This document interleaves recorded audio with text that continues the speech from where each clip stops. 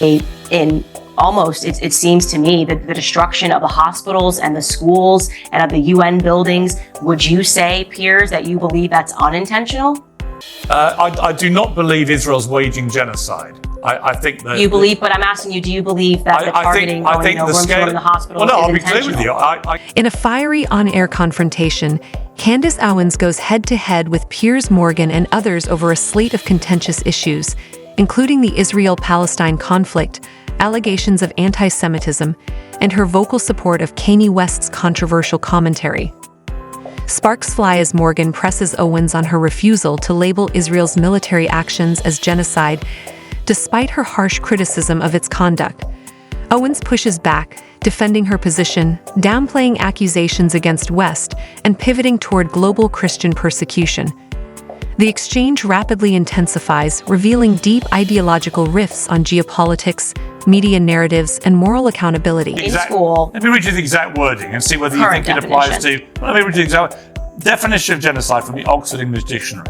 The deliberate killing of a large number of people from a particular nation or ethnic group with the aim of destroying that nation or group. So by that definition, do you believe that is what's happening to the Palestinian people and it's being perpetrated by Israel? Well, I would say is that Israel has proven in the past that they can be very specific when they want to get somebody out, whether that's a hostage or any other certain military operation. From the outset, Piers Morgan zeroed in on Owens' reluctance to define Israel's military campaign as genocide, invoking the legal definition to corner her into taking a definitive stance. He challenged her prior public comments, attempting to expose the inconsistency in her rhetoric. Owens sidestepped the label, instead criticizing Israel's disregard for civilian life while stopping short of calling the actions genocidal.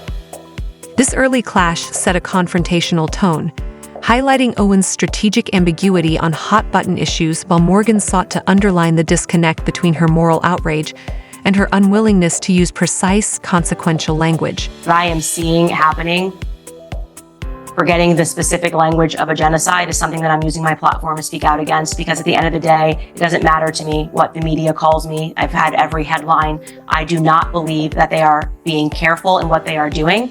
I think it has been it seems to me that the destruction of the hospitals and the schools and of the UN buildings. Would you say, Piers, that you believe that's unintentional? I do not believe Israel's waging genocide. I think that... You believe, but I'm asking you, do you believe that the targeting going in the hospital is intentional? Well, no, I'll be clear with you. I can answer the question. I have said repeatedly in the last few weeks and months that I think the proportionality of Israel's response is now unacceptable. And particularly since they decided to go into Rafah, a refugee camp that they set up, to then target Hamas in the middle of a refugee camp where you're bound to kill so many innocent civilians in the process, I think is unacceptable. But I'm just curious, given that you tweeted about genocide and no government ever has a right to do it, whether by your calculation from that definition, what Israel is doing is deliberately killing a large number of people from a particular nation or ethnic group with the aim of destroying that nation or group. Yeah, well, what I can say to you, again, because these definitions shift, I don't think we need to focus on the word, because I'm telling you what I believe. And my belief is that they are not being careful whatsoever. My belief is that there has been too much loss of Palestinian life. That's different to genocide, though, okay, that's fine. We don't need to. That's what I'm saying. I don't know why you're obsessing over this one word. It doesn't matter. Because you tweeted about genocide. You told me. I'm only trying to clear up what... is about Brian Mast. So you're harping on this issue. There's a lot more topics that we should talk about. I'm being very clear in how I feel about this issue.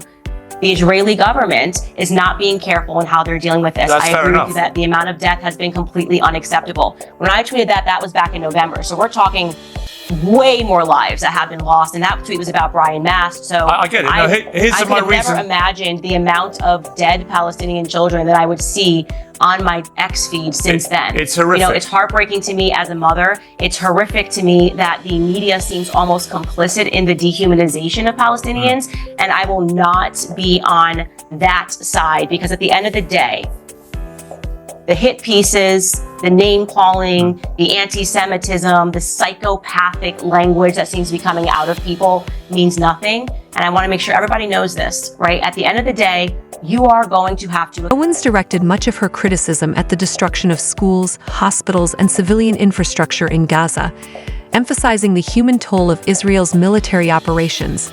Still, she repeatedly distanced herself from using the word genocide, carefully avoiding full alignment with that charge.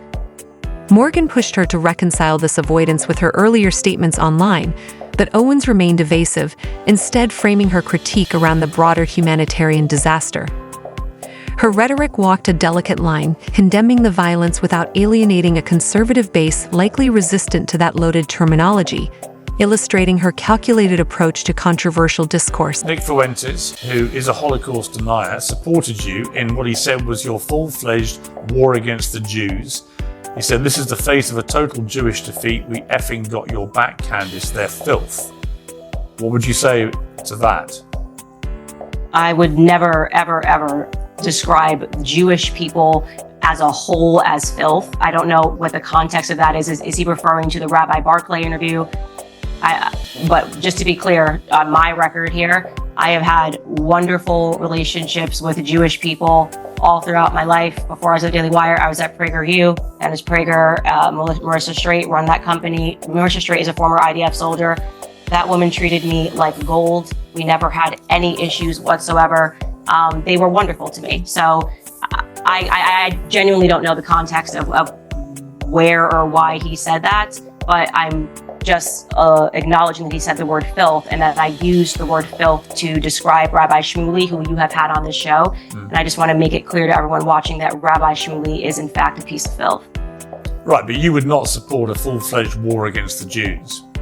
No, no. Or any, by the way, I also would not support a full-fledged war against Muslims. I'm not supporting a full-fledged war against Christians. And there are some full-fledged wars being launched against Christians. So do you feel uncomfortable? So a reasonable question is, do you feel uncomfortable about having support from people like Nick Fuentes?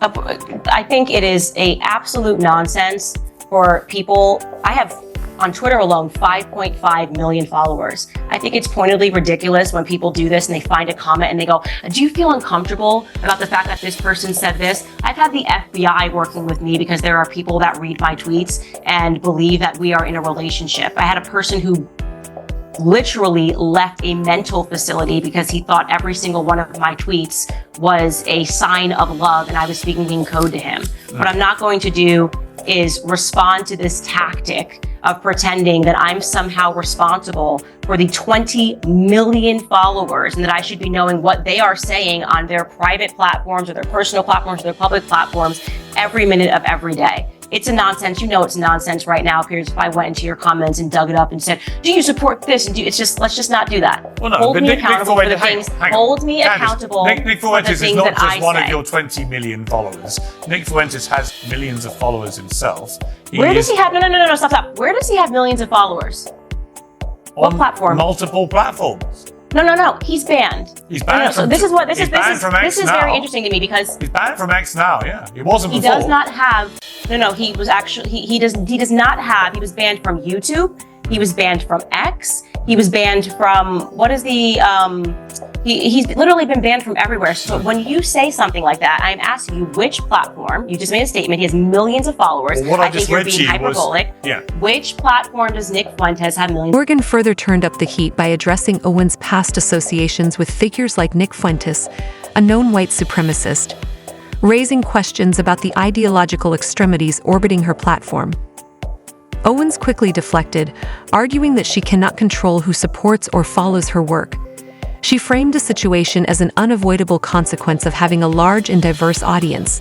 By refusing to fully condemn or align with such figures, Owens effectively distanced herself without alienating her base, revealing a pragmatic, media-savvy strategy for navigating public criticism while retaining influence across polarizing political spheres. A statement about what he said, and if I agreed with it, I told you, no, I would never want a war against the Jews. No, but my question was, do you feel like... what I think and ask me whether I want to respond to something, whether I agree with something. My question was, do you feel uncomfortable about him supporting you? He's a high-profile person, and he said that. Do you feel comfortable, given the context of how you left the Daily Wire and their belief? I want to be clear.